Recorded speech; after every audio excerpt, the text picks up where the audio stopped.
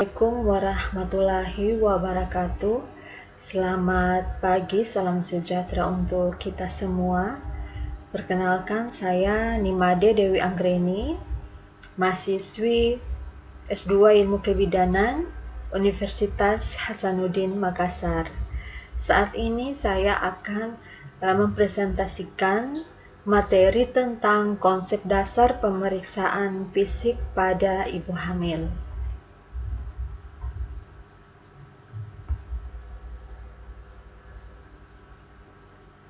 Kita masuk pada definisi pemeriksaan fisik.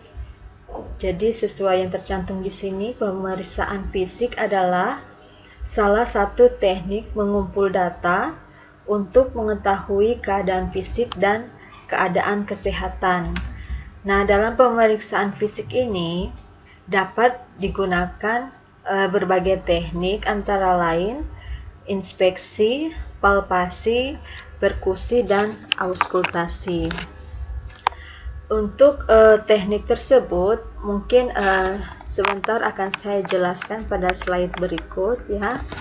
Kemudian kita masuk dalam konsep dasar pemeriksaan fisik ya, meliputi prinsip dasar pemeriksaan fisik, teknik pemeriksaan fisik, pemeriksaan fisik persisten atau tanda-tanda vital, dan pemeriksaan fisik head to toe.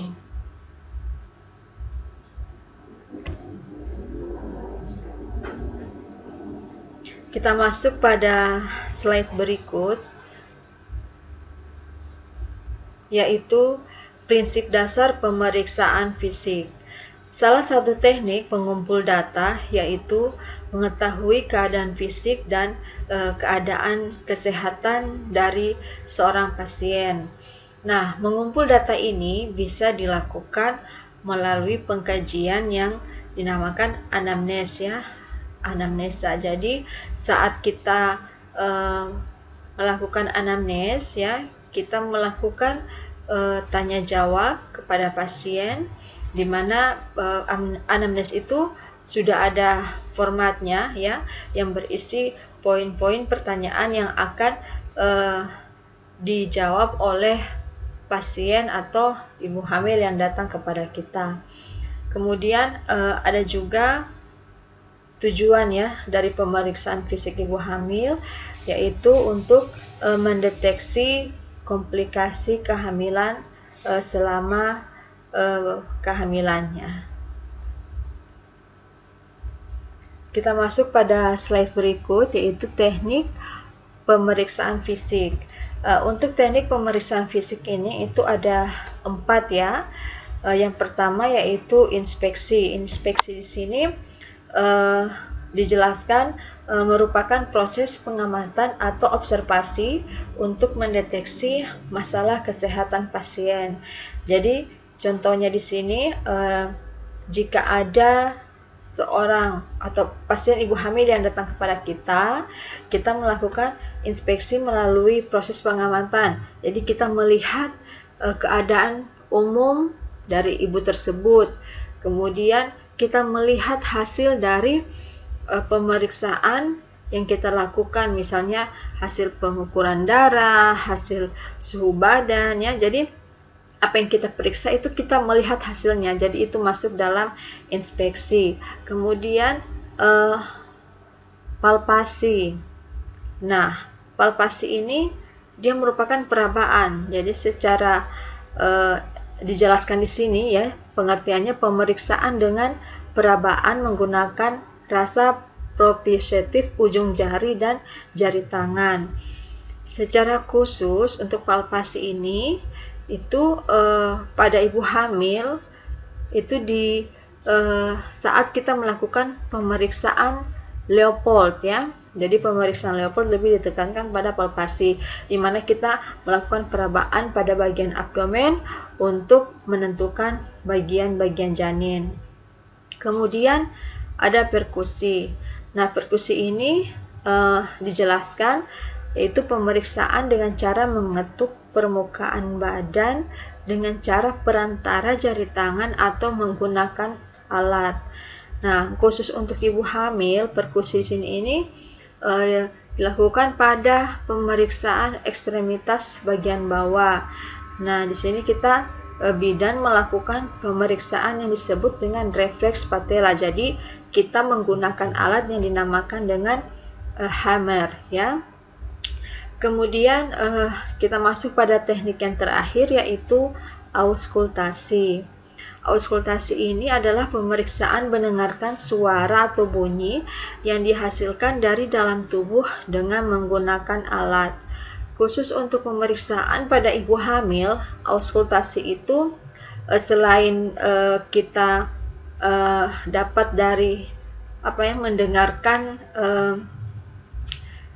sistol dan diastol pada saat pemeriksaan darah, tetapi kita juga bisa atau kita melakukan memperoleh suara atau bunyi, ya, dengan menggunakan Doppler, ya, atau Lennec. Jadi saat kita melakukan pemeriksaan kehamilan, khususnya pemeriksaan Leopold, itu untuk teknik auskultasinya itu kita dapat saat melakukan pemeriksaan denyut jantung janin. Nah, alat yang digunakan itu adalah Lennec ataupun Doppler. Kita masuk pada slide berikut. Pemeriksaan fisik persisten atau tanda-tanda vital. Di sini meliputi pengukuran tekanan darah, pengukuran suhu badan, menghitung nadi, dan menghitung respirasi. Untuk batas, ya, kita sebagai bidan ataupun tenaga kesehatan harus mengetahui batas normalnya suatu hasil pengukuran, ya. Jadi kalau memang kita tahu bahwa hasilnya di bawah atau lebih dari normal, itu menandakan bahwa pasien tersebut bakal atau akan terjadi suatu komplikasi. Nah, ini 4 poin ini merupakan suatu hal yang penting, ya, yang harus kita lakukan jika ada seorang pasien yang datang kepada kita. Jadi utamanya harus mengukur tanda-tanda vital, yaitu meliputi tekanan darah, suhu badan, nadi, dan respirasi. Kita masuk pada slide berikut.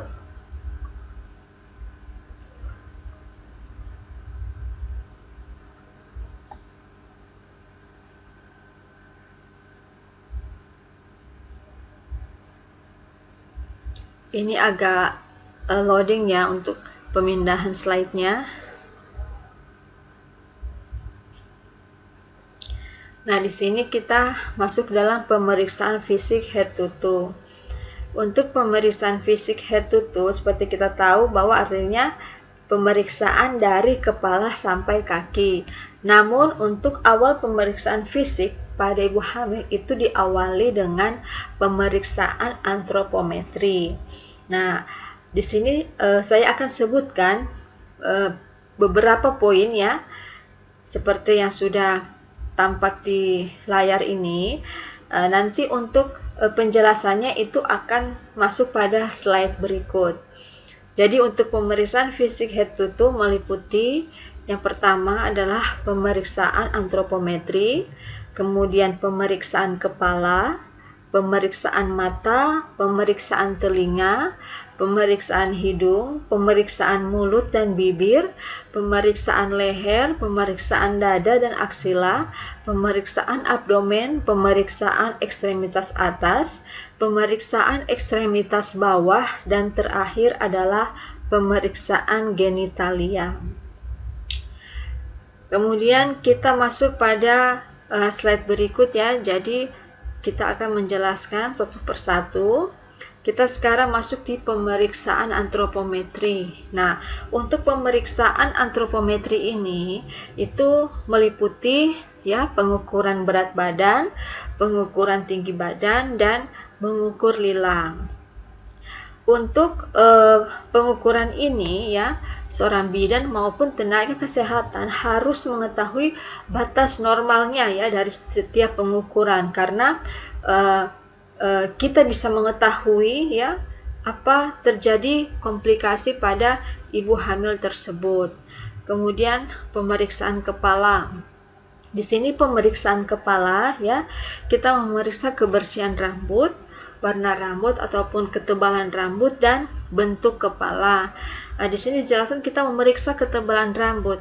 Kenapa? Karena dengan melihat warna rambut maupun ketebalan rambut, kita bisa mengindikasikan ibu tersebut apa dia cukup nutrisi atau tidak. Karena beda ya jika ada ibu hamil yang datang dengan rambut yang tipis ya, tidak hitam terus pirang gitu, tapi pirang bukan karena cat ya, tapi memang pirang alami. Jadi itu kita bisa tahu bahwa ibu tersebut kurang asupan nutrisinya ya.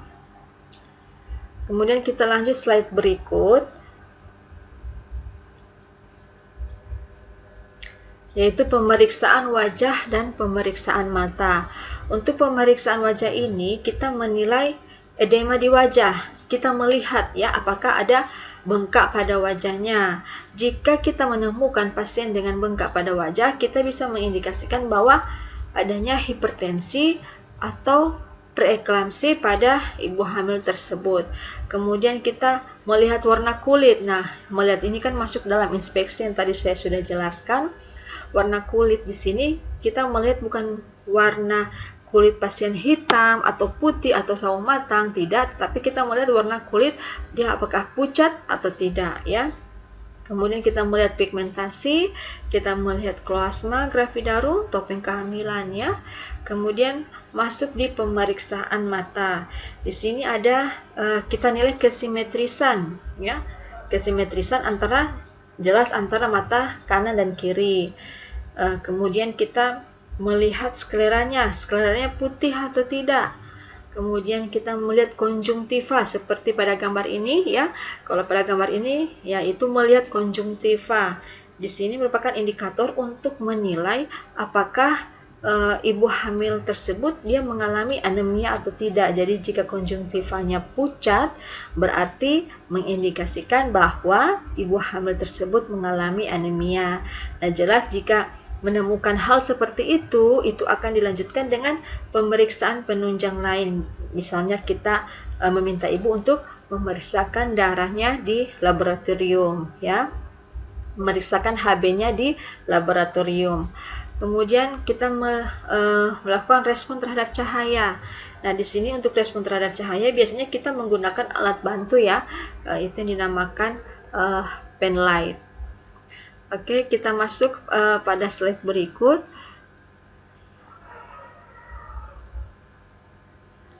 Untuk slide berikut kita masuk pada pemeriksaan telinga dan hidung ya. Jadi untuk telinga dan hidung kita memeriksa bentuk ya, ukuran, kesimetrisan ya, sama telinga kanan kiri. Kemudian kita melihat cerumen atau ada tanda-tanda infeksi ya. Kemudian kita lihat apakah pasien menggunakan alat bantu dengar. Kemudian untuk pemeriksaan hidung, di sini sama ya, kita melihat bentuk, kesimetrisan, lesi, apakah ada cairan sekret ya yang keluar dari hidung. Kemudian jika ada tanda-tanda infeksi, misalnya kan ada pasien kan yang kita temukan yang hidungnya bau ya. Nah, kalau kita menemukan kasus seperti itu kita bisa menyarankan kepada ibu untuk melakukan konsultasi ke bagian spesialis ya. Jadi semua itu jika ada sesuatu yang tidak normal ya, jadi kita bisa melakukan tindak lanjutnya seperti apa. Kemudian kita masuk pada slide berikut, yaitu pemeriksaan mulut dan bibir. Nah, untuk mulut dan bibir ini kita melihat warna dan mukosa ya. Bibir apakah dia lembab ya, apa kering ya bibirnya.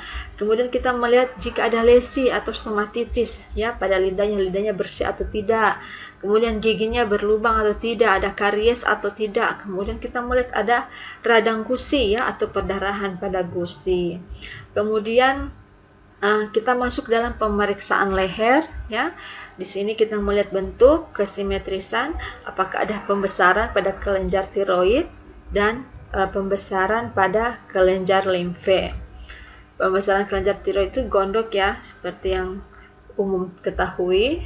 Kemudian kita masuk pada slide berikut, yaitu pemeriksaan payudara dan aksila. Nah, untuk pemeriksaan payudara dan aksila ya, biasanya seorang bidan akan menyarankan jika ya diperiksa payudara kanan, biasanya tangan ibu diminta untuk diangkatnya yang sebelah kanan. Jadi kalau memeriksa payudara sebelah kanan itu tangan kanan diangkat, kemudian jika memeriksa payudara sebelah kiri itu tangan kiri yang diangkat. Nah, untuk pemeriksaan payudara dan aksila itu kita melihat bentuknya, kemudian kesimetrisan, keadaan areolanya apakah bersih atau tidak, kemudian puting ya, puting susunya menonjol atau tidak. Nah, di sini kalau kita temukan puting yang tidak menonjol, biasanya kita sebagai bidan memberikan konseling atau edukasi ya tentang cara merawat payudara. Kemudian kita juga menilai ya, memeriksa apakah adanya massa atau benjolan. Kemudian kita memeriksa apakah sudah ada pengeluaran kolostrum. Dan yang terakhir adalah kita melihat apakah ada pembesaran nodus limfe. Oke, berikut kita masuk pada pemeriksaan abdomen ya. Mungkin slide berikut kita lihat ada pemeriksaan abdomen. Nah, di sini kita melakukan inspeksi dulu ya. Kita melihat apakah ada luka bekas operasi ya. Kemudian kita melihat pembesaran perutnya normal atau tidak, memanjang ya. Kemudian di sini kita melakukan pemeriksaan Leopold. Nah, Leopold ini masuk dalam palpasi ya, seperti yang saya sudah jelaskan tadi. Di sini ada Leopold 1, Leopold 2, Leopold 3 sampai Leopold 4. Nanti pada slide berikut mungkin akan saya jelaskan ya secara rinci tentang Leopold tersebut. Kemudian kita juga melihat linea ya. Linea pada perut. Kemudian kita melakukan palpasi, nyeri tekan ya. Jadi istilahnya kita menekan salah satu bagian jika ada nyeri tekan ya. Jadi mungkin itu lebih kita konsultasikan ke dokter spesialis ya. Kemudian mungkin di slide berikut ya saya menjelaskan tentang Leopold ya.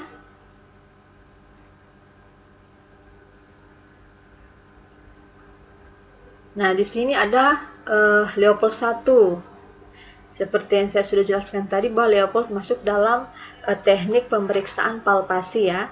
Jadi untuk Leopold 1 itu fungsinya untuk menentukan bagian janin yang berada dalam fundus uteri.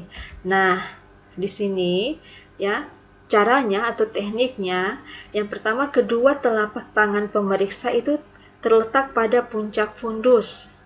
Nah, seperti pada gambar ya, kedua tangan berada di puncak fundus. Kemudian kita menentukan fundus uteri untuk menentukan usia kehamilan. Nah, untuk menentukan usia kehamilan ini biasanya kita bisa menggunakan tangan ya, atau kita menggunakan pita senti ya untuk mengukur tinggi fundus uteri. Kemudian Leopold 1 ini juga kita bisa merasakan bagian janin yang berada pada bagian fundus ya. Apakah dia bokong, kepala, atau kosong. Jadi untuk bokong dan kepala itu ada karakteristik pemeriksaannya ya. Misalnya saya berikan contoh. Jika teraba kepala ya, itu ciri khasnya itu dia teraba bulat, keras, dan melenting ya. Jadi itu adalah kepala. Kemudian kita masuk ya pada Leopold 2. Nah, Leopold 2 ini untuk menentukan bagian janin yang berada pada kedua sisi uterus. Jadi menentukan bagian janin apakah punggungnya ya atau ekstremitas yang berada sebelah kanan dan kiri. Nah, tekniknya itu kedua telapak tangan pemeriksa bergeser turun ke bawah sampai di samping kiri dan kanan umbilikus. Kemudian kita menentukan bagian punggung janin. Nah, punggung janin ini kita tentukan terlebih dahulu agar kita bisa melakukan auskultasi. Auskultasi ini di mana kita mendengarkan denyut jantung janin ya. Jadi posisi jantung janin itu berada di punggung janin. Kemudian pada Leopold 2 ini juga kita bisa menentukan bagian-bagian kecil janin. Maksud di sini adalah ekstremitas dari janin. Ya. Oke, kita masuk pada Leopold 3 ya. Nah, Leopold 3 ini fungsinya untuk menentukan bagian janin apa yang berada pada bagian bawah ya. Dan tekniknya seperti pada gambar ini ya. Jadi bagian terendah janin itu dicekap di antara ibu jari dan jari telunjuk tangan kanan ya. Kemudian kita menentukan apa yang menjadi bagian terendah janin dan ditentukan apakah sudah mengalami engagement atau belum ya, seperti tampak pada gambar. Kemudian kita masuk pada Leopold 4 ya. Leopold 4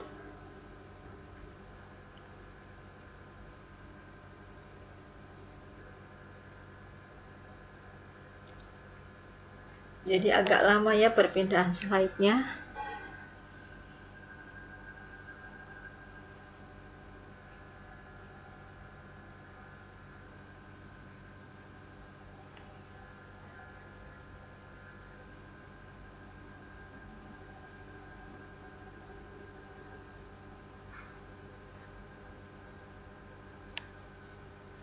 Nah, di sini untuk Leopold 4 untuk menentukan ya, tujuannya untuk menentukan sudah sejauh mana bagian terbawah janin itu masuk ke pitu atas panggul seperti terlihat pada gambar. Nah, di sini posisi pemeriksa itu sudah berubah ya, yang tadinya menghadap ke wajah ya, posisinya berdiri menghadap ke wajah, tapi sekarang untuk Leopold 4 dia menghadap ke kaki pasien. Nah, seperti pada gambar, kedua telapak tangan ditempatkan di sisi kiri dan kanan bagian terendah janin ya. Kemudian kita masuk nah di sini dijelaskan ya, untuk mengukur tinggi fundus uterus seperti pada gambar bisa dilakukan dengan palpasi ataupun bisa menggunakan pita senti ya. Jadi tampak seperti pada gambar berikut. Jadi terserah bidan mau menggunakan tangan atau menggunakan pita senti. Nah, di sini juga ada gambar seorang bidan yang sedang melakukan auskultasi, di mana dia menggunakan lenek ya. Lenek yang merupakan alat untuk mendengarkan denyut jantung janin.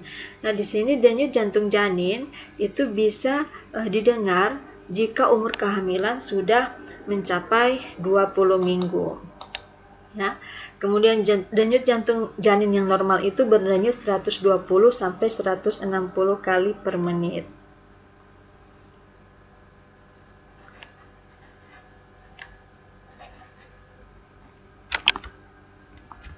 Oke, kita pindah pada slide berikut.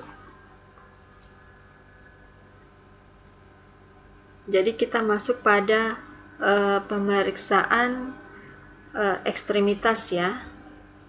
Oh bukan, maaf, salah.